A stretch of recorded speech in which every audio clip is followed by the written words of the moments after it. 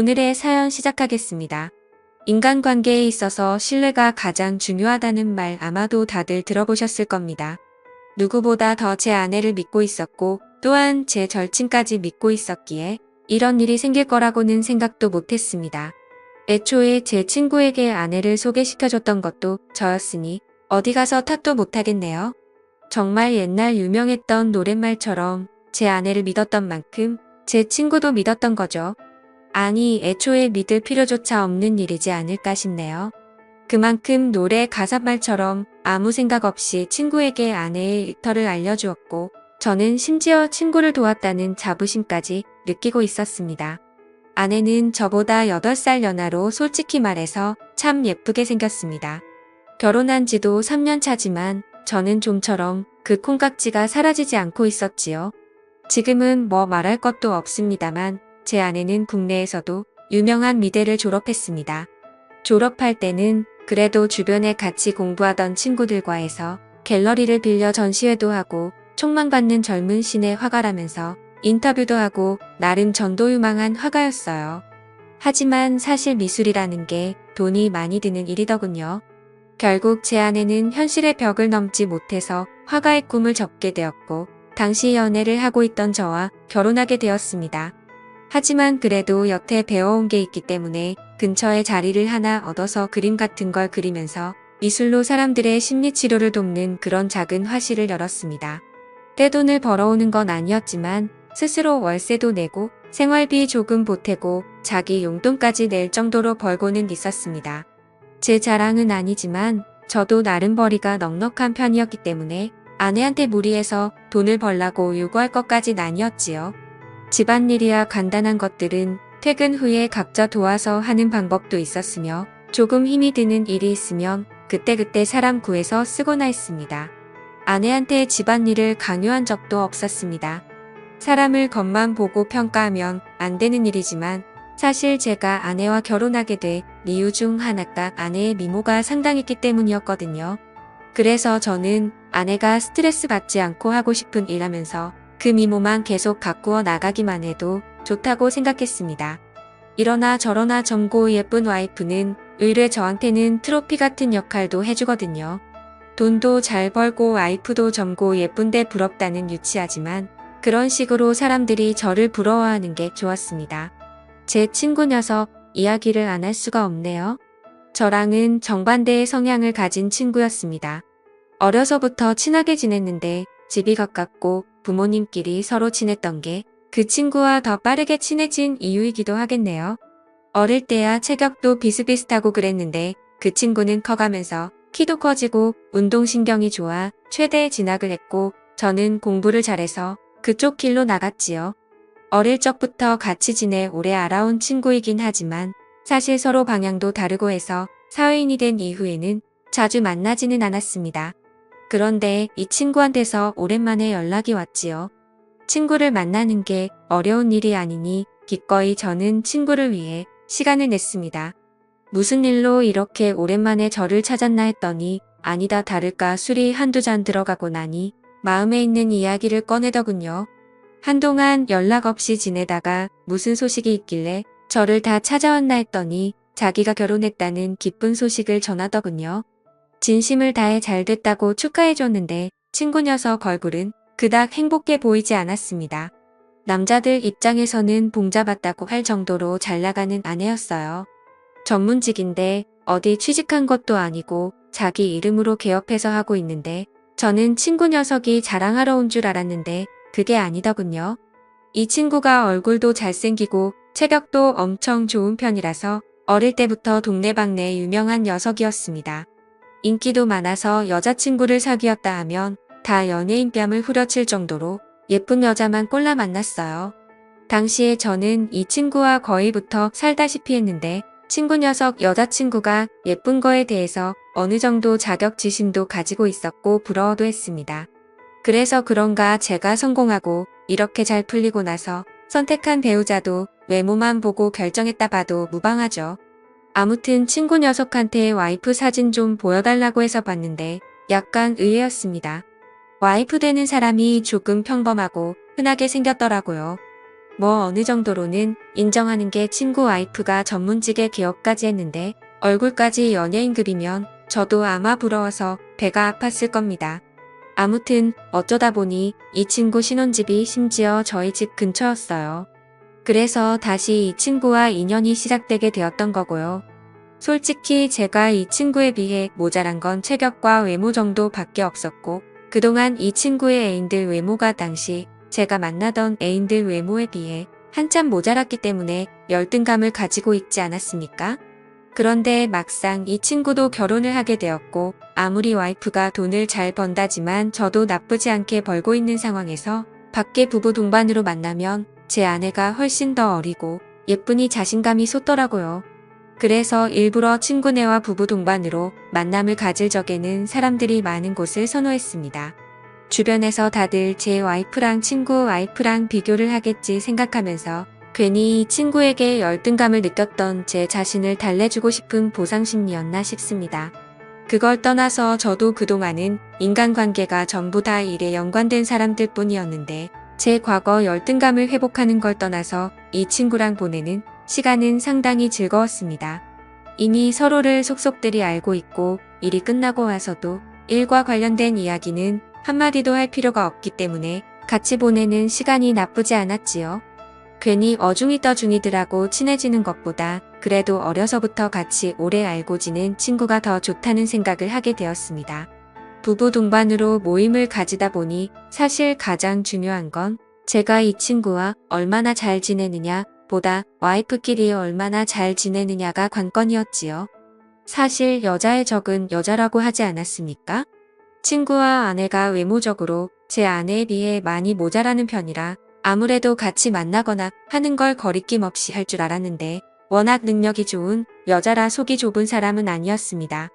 자주 만나면 정이 든다더니 대화를 나눌 때 아내한테는 미안한 말이지만 솔직히 말하자면 대화의 깊이가 없는 와이프보다 친구 와이프가 더 말이 잘 통하더군요. 오히려 친구와의 대화 중에는 제 아내의 젊음과 미모를 질투할 거라 생각했던 친구 와이프가 아니라 제가 아내와 대화를 나누지 못하던 것이 친구 와이프에게 질투를 하더군요. 저가 빌미를 주긴 했지만 아내는 항상 부부 동반 모임에 가기를 싫어했습니다. 꺼다 놓은 보리자루가 되는 기분이라고 하더라고요. 그런데 하루는 제 아내가 친구 녀석과 대화를 시작하더군요. 그런데 둘이 잘 통하는 게 있는지 친구 와이프와 대화를 나누는 내내 제 아내가 깔깔거리며 웃는 소리가 들려오더군요. 하지만 친구가 제 아내와 대화를 나누고 있을지언정 그때까지는 저는 아무 생각도 없었고 별 걱정도 하지 않았습니다. 일단 친구 녀석 자체가 직업이 없고 제 아내는 딱히 하는 일 없거나 평범한 직장을 가진 남자들은 별로 취향이 아니었거든요. 그런데 하루는 친구가 약속을 잡으면서 그날만큼은 우리 둘만 만나면 어떻겠냐고 연락을 해왔습니다.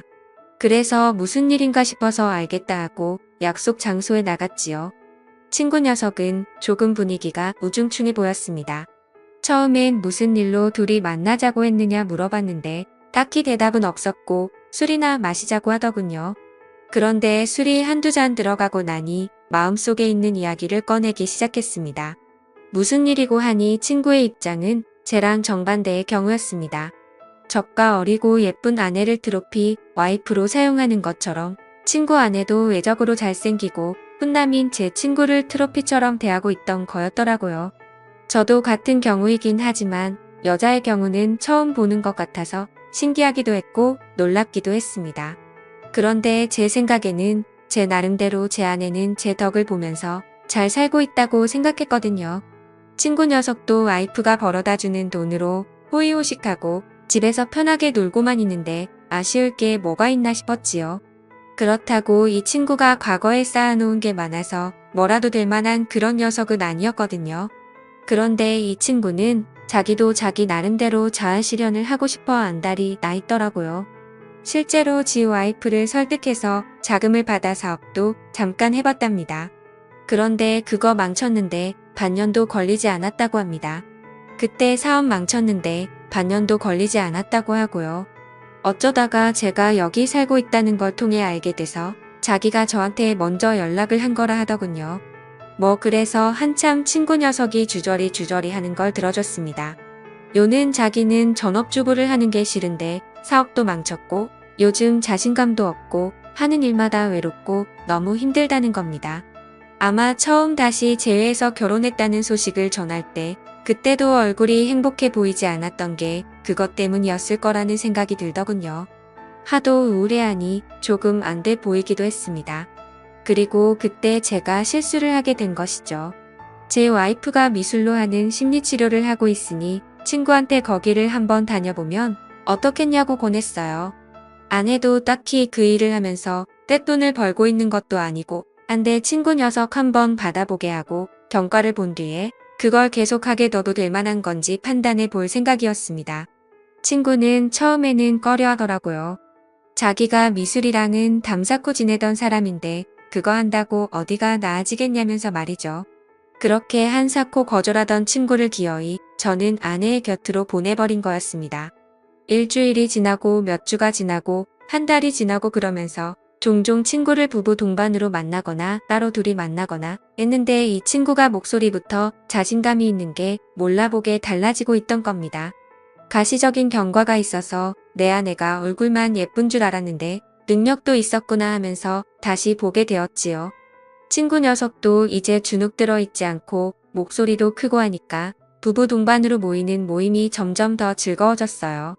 그렇게 저는 아무것도 모른 채 시간만 흐르게 가만히 두고 있었지요. 결혼 기념일이 되어서 아내한테 깜짝 선물을 해주기 위해 준비를 했습니다. 꽃다발 손에 들고 회사에서도 일찍 나와 아내의 화방으로 향했습니다. 오랜만에 왜 그렇게 로맨틱해지고 싶었는지 모르겠습니다. 왜냐하면 아내 몰래 화방에 도착해서 문을 열었을 때 제 눈에 펼쳐진 건 두 마리의 짐승이 따로 없었습니다. 그 두 사람은 바로 제 아내와 제 친구의 모습이었거든요. 너무 충격을 받은 나머지 저도 모르게 살금살금 들키지 않게 뒷걸음질 쳐서 나왔습니다.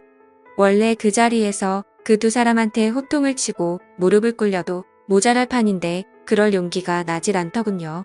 오히려 그 상황에서 내 아내는 사실 나보다 내 친구와 더 잘 어울리는 게 아닐까 싶었습니다. 두 사람이 같이 있으니 선남선녀라서 그런가 한 폭의 그림 같다는 생각까지도 들었어요. 장소가 장소니만큼 그 두 사람은 갤러리 안에 전시되어 있는 현대 미술 같은 한 폭의 작품 같았습니다. 하지만 머리가 너무 아파왔어요. 집에 아무 일도 없었다는 듯이 퇴근 시간에 맞춰서 집에 돌아왔는데 아내는 그새 머리도 단정하게 빗겨져 있었고 그냥 천상 남편보다 일찍 일 마치고 돌아온 평범한 가정주부의 모습을 하고 있었습니다. 심지어 얼마나 친구 녀석과 좋았는지 그날이 결혼 기념일인지조차 잊고 있더군요. 두 사람의 결정적인 증거를 만드는 건 누워서 코 푸는 것보다 쉬운 일이었습니다. 매일 갤러리에 출근하는 와이프와 매일 짝이 와이프가 출근한 사이 집에만 있는 제 친구 녀석 둘이서 언제 뭘 할지는 잠복해서 현장을 덮치는 것보다 알기 쉬운 일이었지요. 하지만 이대로 끝내버리기에는 뭔가 아쉽더군요. 친구에게 배신당하고 아내한테까지 배신당한 거나 마찬가지인데 이대로 그냥 소송전으로 이어진다고 해봐야 그렇게 끝날 일인 거지요. 그래서 저도 제가 당한 상처만큼 친구에게 똑같이 돌려주고자 했습니다. 친구 와이프에게 개인적으로 연락을 해서 바쁘신 거 알지만 낮에 잠깐 시간 좀 내주실 수 있느냐 물었지요. 자기 이름 걸고 하는 전문직이라 낮에 시간이 내기 힘들었을 텐데 그녀는 흔쾌히 제 부탁에 응했습니다. 부부 동반 모임할 때보다 출근할 때 더 화려하게 꾸미고 다니는 듯 싶더군요. 한껏 멋을 내고 온 그녀는 많이 긴장되어 보였습니다. 그녀와는 정말 아무것도 모른다는 듯이 인사를 하고 개인적으로 궁금한 게 있어서 연락했다고 이유를 끝까지 숨겼습니다. 제 차를 타고 이동하다가 아내가 운영하는 갤러리에 제가 뭔가 두고 온 것 같다고 말하고 잠깐만 거기를 좀 들러야겠다고 했어요. 그녀는 제가 자기를 만나는 걸 제 아내한테 보여줄 필요가 뭐가 있냐고 하면서 그냥 뭐가 됐든 괜찮으니 아내랑 볼 일은 자기 이후에 하라고 하더군요. 하지만 저희 본래 목적은 다른 데 있었으니 잠깐이면 된다 말하고 그녀를 그녀의 남편 그리고 제 아내가 같이 주변 시선은 알아온고 다는 채 미래를 하고 있는 현장인 아내의 갤러리로 향했습니다. 주차장에 다다르니 벌써 친구 녀석의 차가 떡하니 주차가 되어 있더군요. 친구 와이프의 눈동자가 흔들리는 걸 보았습니다. 여기까지는 계획대로였는데 아내의 화방 입구에 다다라서 살짝 보니 마치 연인처럼 둘이 꼭 붙어 있더군요. 이제 친구 와이프가 그 장면을 목격만 하면 되는 건데 여기서부터 예상치 못한 일이 벌어졌습니다. 친구 와이프가 분명히 그 장면을 봤는데도 제 손을 잡아 끌더니 저게 뭐가 중요한 일이냐고 하면서 저보고 은근 유치한 구석이 있다고 하더군요. 그리고는 현장을 같이 덮치는 게 아니고 저보고 빨리 나가자고 하는 겁니다. 두 사람은 두 사람의 시간이 있는 거고 우린 우리끼리의 시간이 더 중요한 거 아니겠냐고 하면서요. 그러더니 그럴 게 아니라 자기도 사무실에 문만 잠그면 아무도 모른다고 혹시 오늘 보자고 한 이유가 고작 이거였으면 똑같이 갚아주면 되지 않겠냐고 하더군요. 더군다나 그녀의 사무실은 통유리도 없는 데다가 손님이 온 경우에는 사무실에서 응대를 하기 때문에 의심받을 일도 없다는 겁니다. 정신을 차리고 나니 이미 저는 그녀와 돌이킬 수 없는 실수를 저지르고 말았습니다. 아내와 친구에게서 느낀 배신감 때문도 있었겠지만 이 경험은 참으로도 값지고 귀한 경험이었습니다. 남들에게 저의 능력을 과시할 트로피 와이프의 존재가 아니고 진정한 사랑을 찾은 것 같았지요. 그동안 부부 동반 모임을 가지면서도 말도 잘 통하는 사람이라고 생각했던 그녀가 사실은 제 옆자리에 더 어울리는 사람이고 두 사람이 같이 있으면 시너지 효과가 날 것 같은 그런 기분이 들었습니다. 하지만 내내 강한 모습을 보이던 그녀는 무언가 어리 빠진 사람처럼 어디라고 말할 수 없는 어느 한 곳을 멍하니 응시하고 있더군요. 그녀의 존재가 순간의 충동이라는 생각이 들기도 했지만 지금 당장 제 마음을 그녀에게 전하지 않는다면 그녀 또한 흔들리지 않겠나 하는 생각이 들었습니다. 어차피 이렇게 된 거 두 사람은 두 사람끼리 붙어먹게 내버려 두고 우리들이 같이 새로운 시작을 하는 게 어떻겠냐고 물었지요. 어차피 친구나 제 아내나 배우자의 능력이 없으면 그저 아무것도 할 줄 모르는 초라한 존재들이나 다름없었거든요. 그리고 그것이야말로 저희가 그들에게 해줄 수 있는 최고의 복수라고 생각했습니다. 하지만 뭐가 문제냐며 강한 척하던 그녀는 모든 이 상황을 보내고 나서야 진짜 마음을 전하더군요. 그렇게 할 수는 없겠다고요. 한 방 먹여주는 취지는 좋지만 자기는 이름 걸고 일하는 사람이기에 이혼녀 꼬리표를 달고 살 수는 없겠다고 하더군요. 하지만 이 만남만큼은 두 사람이 자기들의 잘못을 뉘우치고 솔직하게 말할 때까지 유지하자고 하더군요. 다른 건 몰라도 자기도 손해보면서 당하고 사는 것만큼은 용납하지 못하겠다고요. 결국 고양이한테 생선을 맡겨 저는 저의 자존심이나 마찬가지였던 아내를 친구에게 넘겨버리고 말았습니다. 하지만 아쉬움은 남지 않네요. 본의 아니게 이렇게 어긋난 만남이 되어버리긴 했지만 저는 덕분에 인생의 중요한 교훈을 얻은 것 같습니다. 그리고 고맙게도 친구와 아내는 계속해서 만남을 이어가려는가 봅니다. 저들 딴에는 아직도 저희가 아무것도 모르고 있다고 생각하고 있는 게 아닌가 싶어요. 언제가 될지는 모르겠지만 아마 조만간일 거라 생각하고 그때까지 친구와 아내 덕분에 만난 새로운 인연을 놓치지 않기 위해 노력해야겠습니다. 감사합니다.